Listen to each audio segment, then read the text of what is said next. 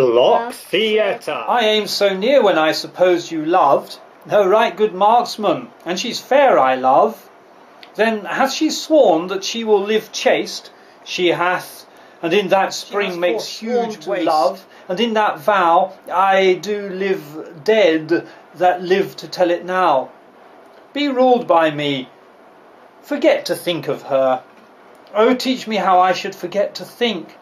By giving liberty to thine eyes, examine other beauties. New infection of thy eye, and the rank poison of the old will die. Why, Romeo, art thou mad? Not mad, but bound more than a madman is, shut up in prison, kept without my food, whipped and tormented, and God-dame good fellow. Sir, I pray, sir, can you read, sir? Aye, mine own fortune in my misery. Perhaps you have learnt it without book, but I pray, can you read anything you see? Aye, if I know the letters and the language. Ah, you say honestly. Rest you merry. Stay, good fellow. I can read.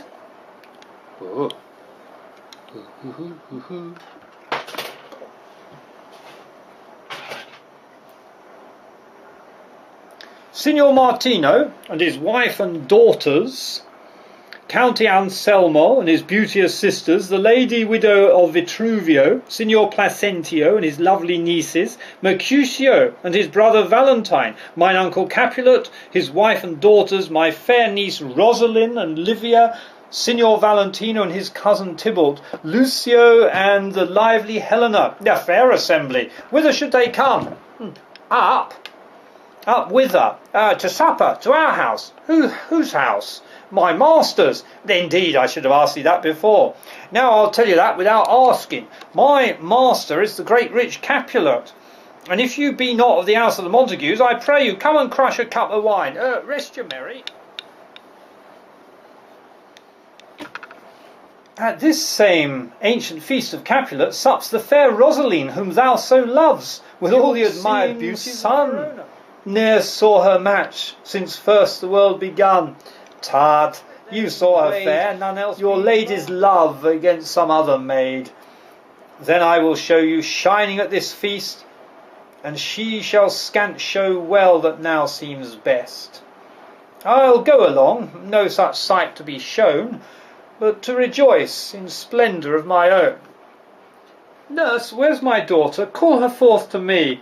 Now, by my maidenhead, a 12-year-old I bade her come. What lamb? What ladybird? God forbid. Where is the girl? What, Juliet? Who calls? Your mother. Madam, I am here. What is your will? This is the matter.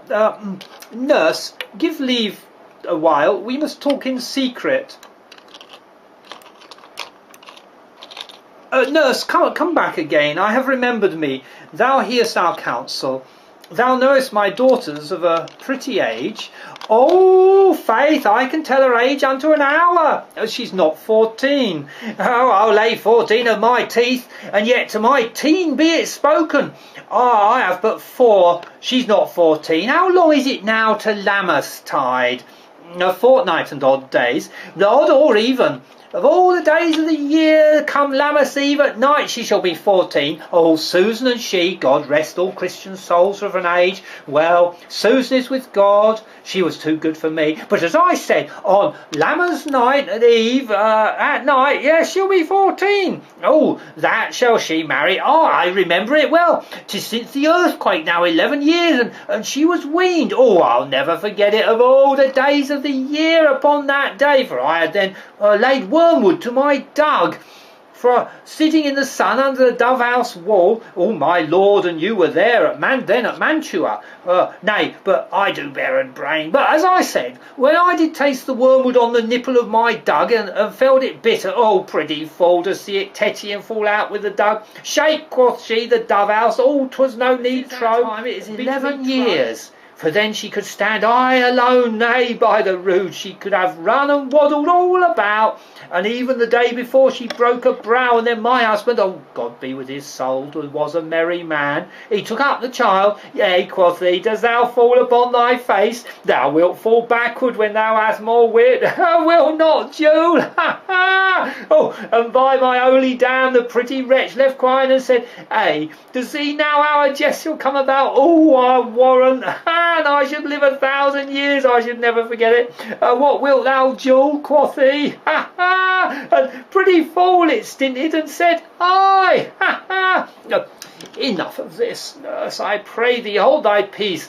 Oh yes, madam, yet I cannot choose but laugh to say aye, ha ha, and yet, oh, I warrant it, upon its brow a bump as big as a young cockerel's stone, oh, a perilous knock, and it cried bitterly, yea, quoth my husband, fallest upon thy face, thou wilt fall backwards when thou comest of age, ha ha, will not, Jule, ha, oh, it stinted and said aye, ha ha.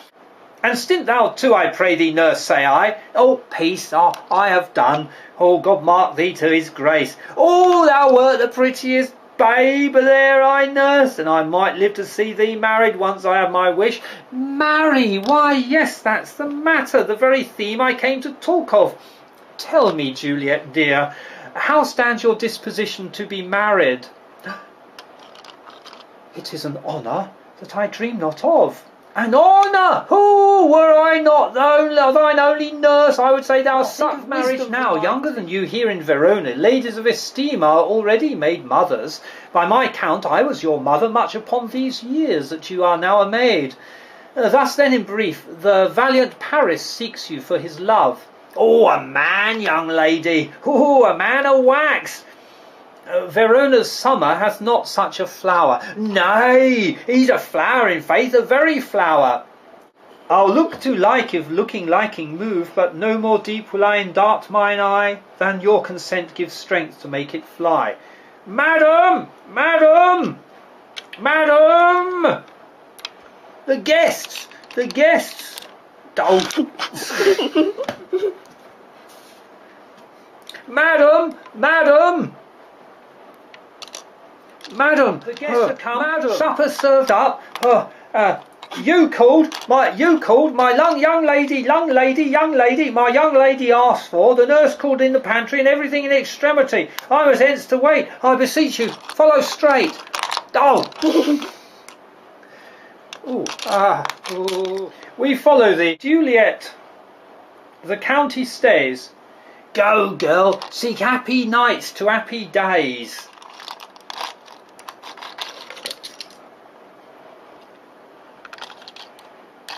What, shall this speech be spoke for our excuse, or shall we on without apology? You are a lover, borrow Cupid's wings and soar with them above the common bound. I am too sore impierced with his shaft to soar with his light feathers, and so bound. I cannot bound a pitch above dull woe, under love's heavy burden do I sink. And to sink in it, great oppression for a tender thing, his love a tender thing. It is too rough, too rude, too boisterous, and it pricks like thorn. If love be rough with you, be rough with love. Prick love for pricking, and you beat love down. Give me a case to put my visage in, a visor for a visor. What care I, what curious eye doth quote deformities? Here of the beetle brow shall blush for me. A torch for me. Let wantons light of heart tickle the senseless rushes with their heels, for I'm proverbed with a grandsire phrase, I'll be a candle holder and look on, the game was ne'er so fair, and thou stickest up to the ears. Come, we burn daylight, ho! Nay, that's not so, and we mean well in going to this mask, but 'tis no wit to go. Why, may one ask? I dreamt a dream last night. And so did I. Well, what was yours? That dreamers often lie in bed asleep while they do dream. Then I see Queen Mab has been with you.